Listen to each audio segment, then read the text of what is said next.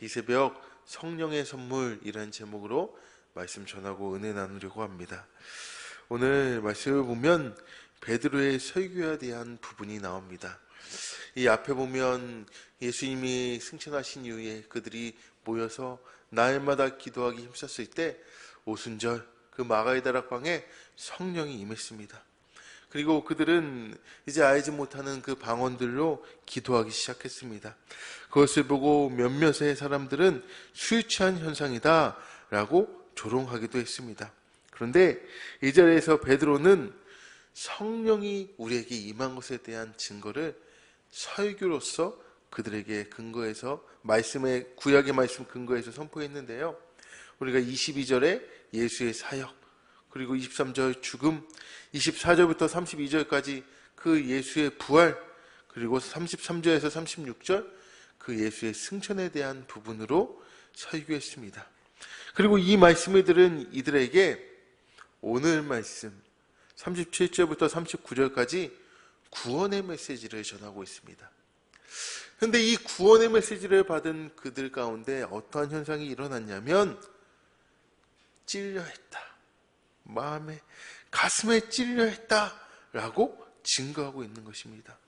즉 양심의 가책을 느껴 죄책감에 사로잡혔다라는 것입니다.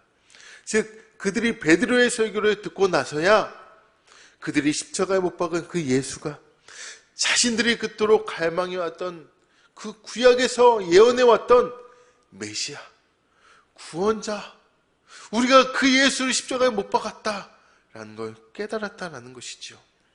가슴이 찔리도록 자신들의 잘못을 뉘우친 그들은 즉각 베드로와 사도들에게 그럼 우리가 이제 어찌할꼬?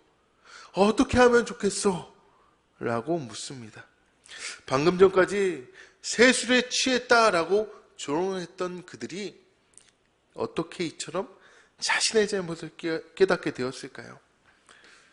베드로의 설교를 듣고 그 잘못을 깨달았다라는 것입니다. 그렇다면 그 설교했던 베드로란 인물은 어떤 사람인가요? 복음서에 묘사된 베드로의 모습은 급하고 경우 없고 과격한 남성적인 이미지로 비춰집니다. 4장에서 예루살렘의 관리들, 장로들, 그리고 서기관들은 베드로와 사도 요한을 어떻게 얘기하냐면 베드로와 요한을 본래 학문 없는 범인으로 알았다. 즉 무슨 얘기인가요?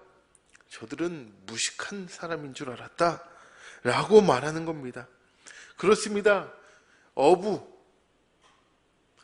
출신, 그렇게 무식했고 과격했던 그 베드로가 성령의 충만함을 받자 그 말씀에 생명이 넘치게 되었고, 이는 듣는 이들로 하여금 자신들의 잘못된 처지를 깨닫게 되었다라는 겁니다. 이게 바로 성령의 역사였습니다.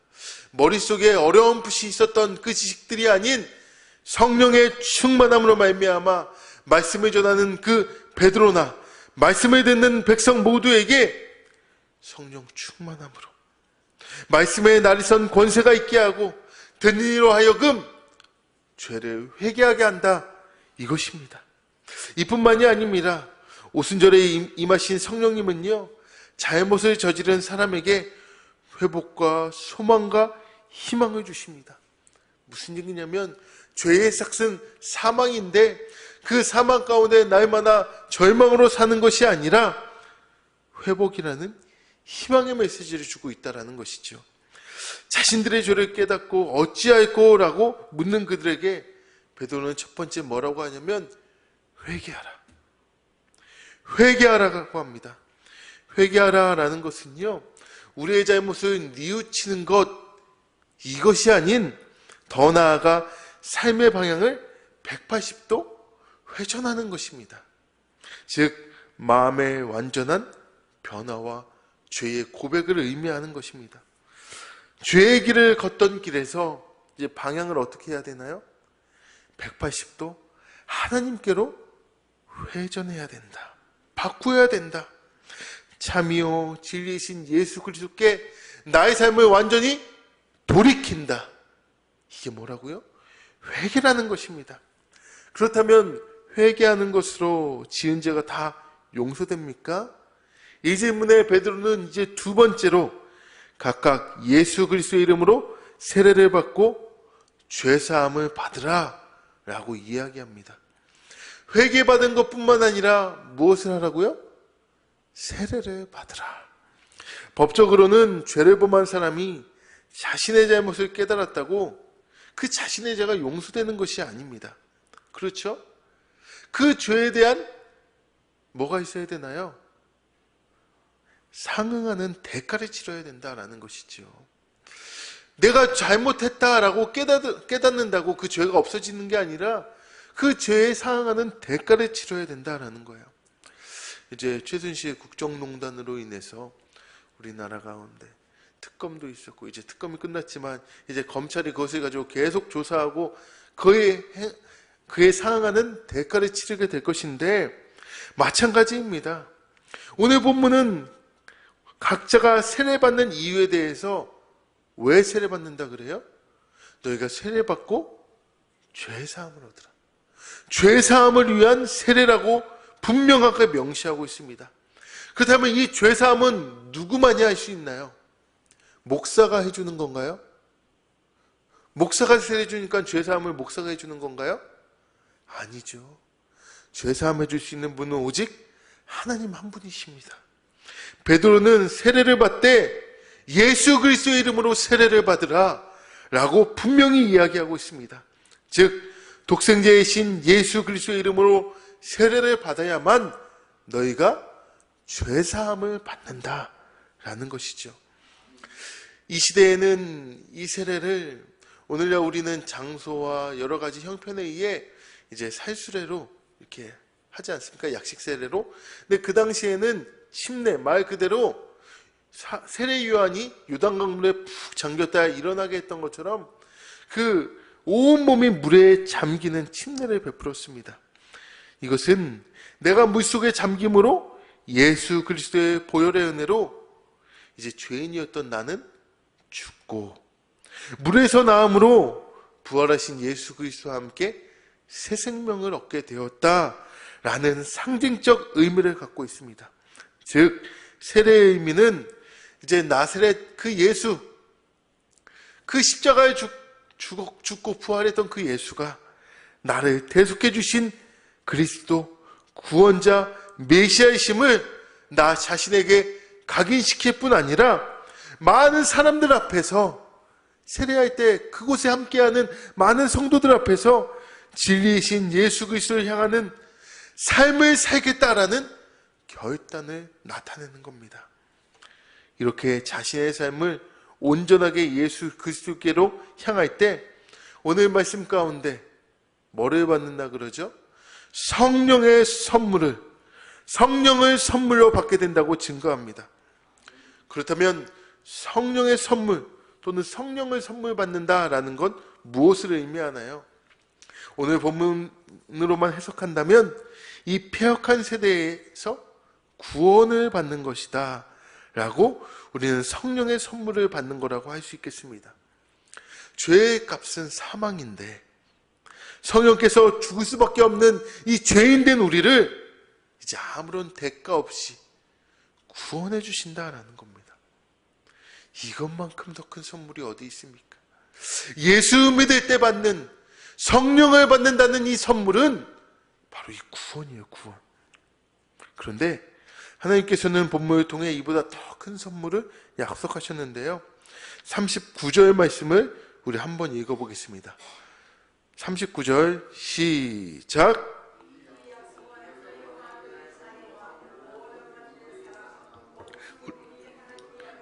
부르시는 자들에게 하신 것이라. 아멘.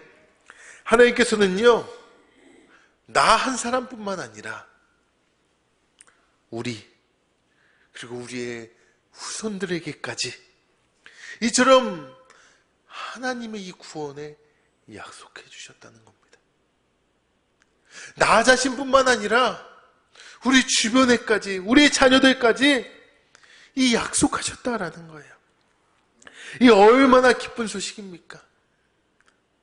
나 하나 구원해 주신 것만 해도 기쁜데 우리의 이웃, 우리의 가족과 후손들과 우리의 이웃들에게 이 구원의 소식을 구원받게 하신다는 이 놀라운 사실입니다.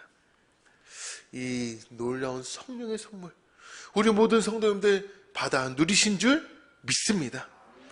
그리고 이렇게 성령의 선물을 받은 이들은 이후에 사도의 가르침을 받았고, 즉 하나님의 말씀을 공부하고 서로 교제하고 떡을 떼고, 즉 성만찬을 하면서 다시 한번 구원의 의미를 되새겼습니다.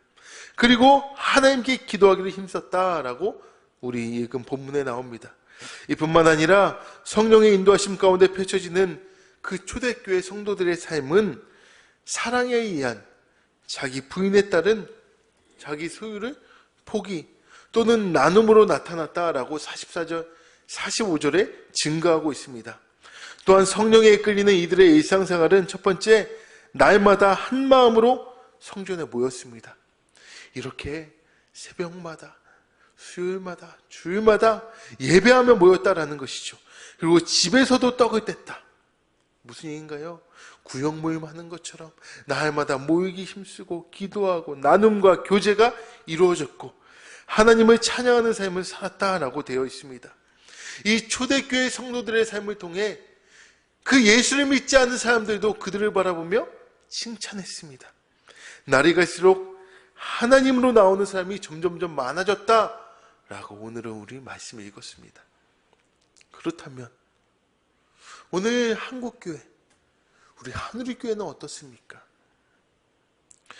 성령의 선물을 받은 이들, 초대교회 성도들은 이랬는데 우리도 성령의 선물을 받았잖아요.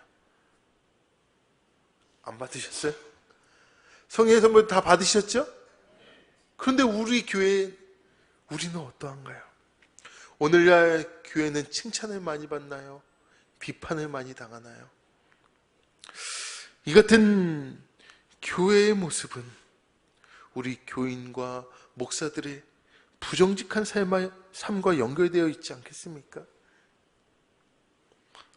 무엇 때문에 이런 교회가 사회적으로 지탄받는 대상으로 바뀌었나요? 그것은 바로 우리 안에 성령의 선물은 받았는데 우리가 그 성령께 온전히 의지하지 않는다라는 겁니다.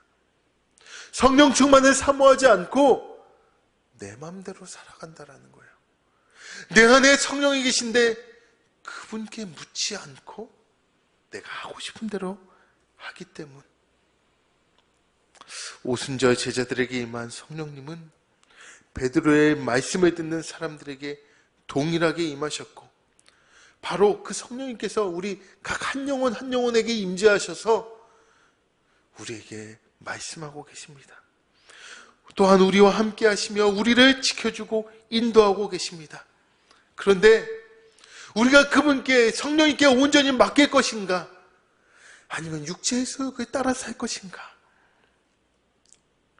내 안에 더 이상 나만의 이익을 생각하는 나를 버리고 오직 길이요 진리요 생명이신 그분의 뜻대로 살아갈 것인가?